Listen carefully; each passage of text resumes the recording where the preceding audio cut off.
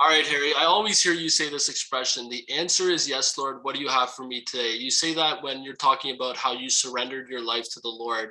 What do you mean by this?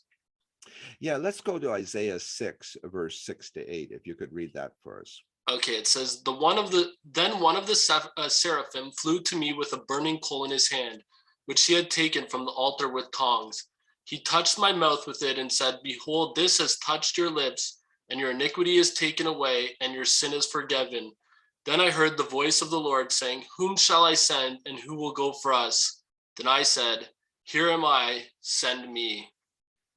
Yeah. Yeah, it's an interesting thing. Uh, it's sometimes it's a bit risky to say that, isn't it? Yeah, we But don't know what we're what getting we ourselves into, right? Like the no, answer is yes, Lord, here I am, send me. But then yeah. we aren't looking into like, hey, what does that truly mean? Yeah. But actually, I think in a lot of ways, though, when we're living what you call in our own small world, which is not very big for most of us, we have our careers, have other things going on, and then our families and those kind of things. While we know we're kind of locked into a narrow band, but what we're really doing is we're offering to do it Jesus way. Okay, so we're not going to Congo, we're not going to Africa or whatever, or those kind of things, or looking for a world trip, but just trying to serve right where we are. And I believe that that is really, really the key, because whatever grows in life grows from there. And that was 10 years ago in my life. I knew I was on the wrong side of destiny there, because for many years I served the Lord on my terms, and I realized that was wrong. And finally I said, it's just like the adage that says that if God is your co-pilot, it's time to change seats. And I realized I had it wrong. So finally I said, Lord, I said, I'm not going to do that no more. I want to do it right. So I'm going to really seriously put you in the front spot, and I will do. I will really try very hard to get it right, and that has been a real thrill. What came out of that is that all my life really transformed. I've all my life I've walked with God on my terms, but when I did it on His terms, all the all my addictions, they kind of melted away. My anger, lust, jealousy, unforgiveness, all those things, after a while, they gone. And that didn't happen till I surrendered that aspect. Until you And said fully, like Isaiah, here I am, send me, Lord. I'm doing it your way. How do you want it done? yeah. Yeah. And it isn't that was a major step, because all my life I've kind of did my walk with God, but my that changed my inside life. And I ended up getting working at a rehab center, and that was a real thrill, and all kinds of things that kind of grew out of that. And here I am doing this. This is a thrill of a lifetime to be able to do this kind of thing. And yeah, what a thrill. And I'm still at home, I still have family, I have a younger adopted kids, and so my life is still uh, normal, but I get to do this. And Mhm. what a thrill that is. And uh so I have a yeah. question, Harry. So, Yeah. do we have any?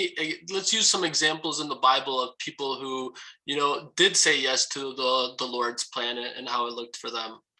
Yeah, well, there's people like, for example, like Noah. He was invited to build an ark. No, but those are different situations than you and I. We got to be careful Yeah, well, here. ours is like go pick apples in aisle 37, right? Like theirs is build an ark. We understand it's a huge difference here. Yeah, yeah, yeah. So, but all the heroes of faith, like and not that we're heroes, we're just tiny heroes. But I mean, well, child of God, like just doing what we need to do.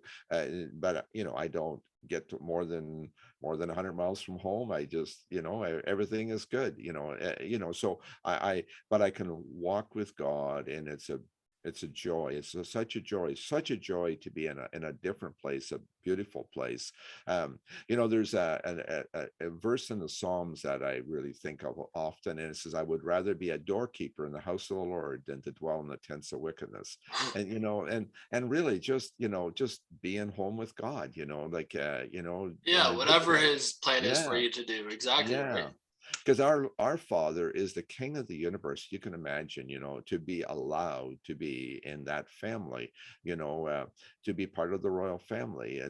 I believe that a true Christian is like being a member of a good functional family. Each member has their chores every day, and we need to do it cheerfully and look for chances to serve more. That's part of my normal daily life my own personal family, but also in my God life and my God family. So they're very, very parallel. They're not the same, obviously have a different purpose, but the privilege is identical, in a sense that what else can you do? In a natural family, you try to chip in and be available for what you need to. And spiritual family, whatever door is open, you try to go there. I think it's, it's because what is your main desire when life is ended? Oh, to hear from the Lord, right? Well done, my faithful, loyal servant. Come into the room that I have prepared for you. So does everybody get that?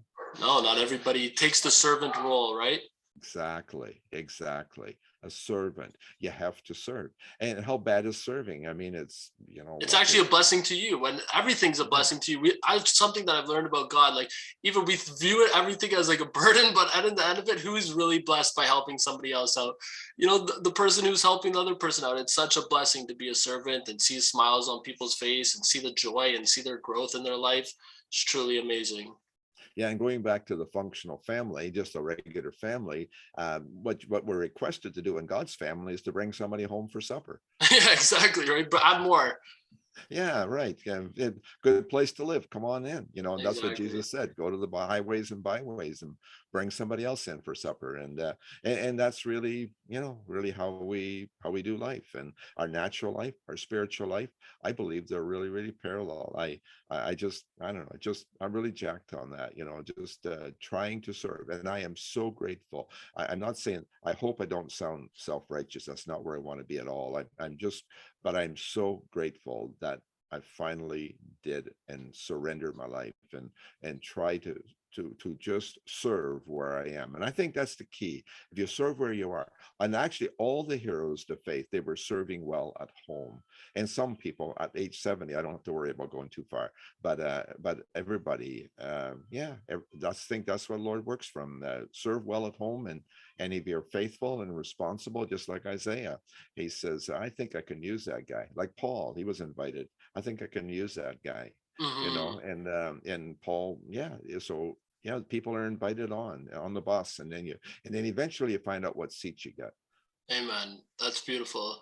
And remember, everybody, it's the answer is yes. What do you have for me today, Lord? Thanks a lot for this, Harry. Thank you.